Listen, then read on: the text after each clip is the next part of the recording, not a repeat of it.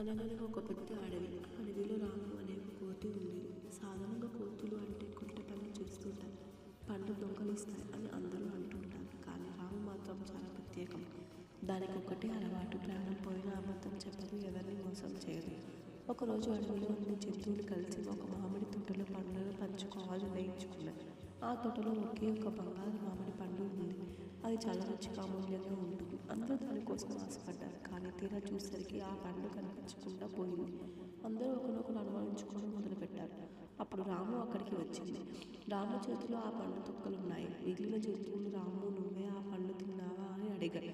రాము ఏమాత్రం తడపడకుండా, అవును, నాకు బాగా ఆకలి వేసింది, ఆ పండు చూడకంత ఉండలేకపోయాను, తినేశాను, నన్ను క్షమించండి అని నిజం చెప్పేసింది. నిజానికి ఆ పండు తిన్నది రాము అని ఎవరికి తెలియదు. రాము అబద్ధం చెప్పి తప్పించుకోవచ్చు, కానీ రాము నిజాయితీకి ఒప్పుకుంది.